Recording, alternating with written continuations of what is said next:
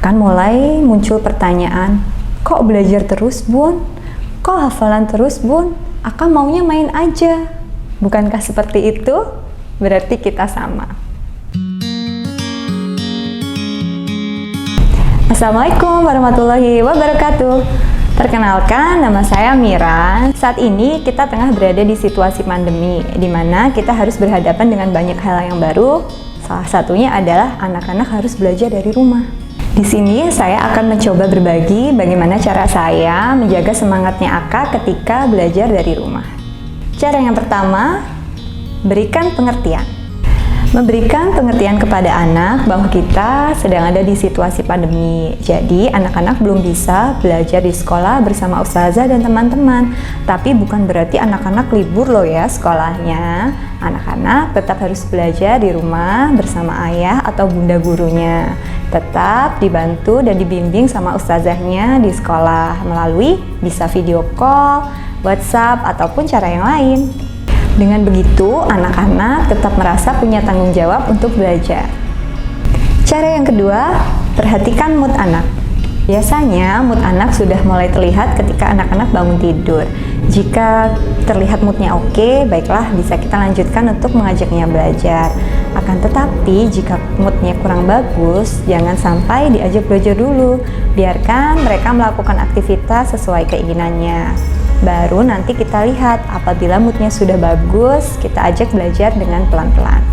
Yang ketiga, disiplin.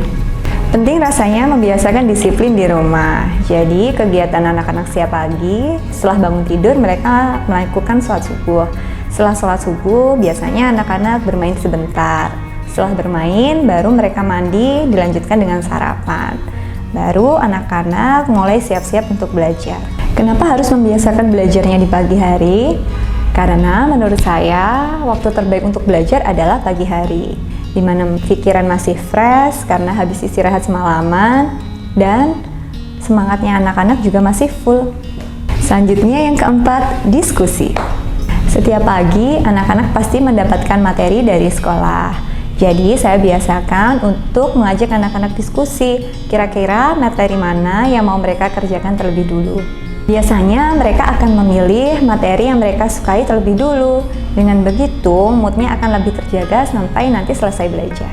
Cara yang kelima, pindah-pindah tempat belajar. Salah satu masalah yang biasanya dihadapi anak ketika belajar di rumah adalah kejenuhan. Salah satu cara saya mengatasi masalah tersebut adalah dengan mengajak anak-anak berpindah-pindah tempat belajar. Misalnya, hari ini kita belajarnya di ruang tamu memakai meja yang besar. Besok kita akan tetap belajar di ruang tamu, tetapi kita ganti memakai meja yang kecil. Baru keesokan harinya kita pindah lagi ke kamar. Cara yang keenam, menciptakan suasana yang nyaman. Karena belajarnya di rumah, jadi sebisa mungkin kita menciptakan suasana yang nyaman. Tidak perlu terlalu formal, supaya kita orang tua dan anak-anak juga enjoy. Dan yang terakhir, cara ketujuh yaitu video call dengan teman atau ustazah. Masalah lain ketika belajar di rumah yaitu biasanya anak-anak sudah mulai bosan.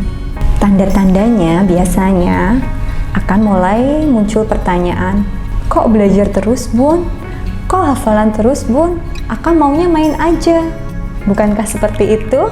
Berarti kita sama. Kalau sudah seperti itu, biasanya saya akan sharing sama mama-mama yang lain.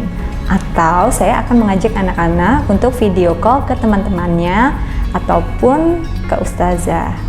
Setelah mendapatkan motivasi dari ustazah atau melihat teman-teman yang lain semangat belajar, biasanya itu akan memotivasi anak-anak untuk lebih semangat lagi belajarnya.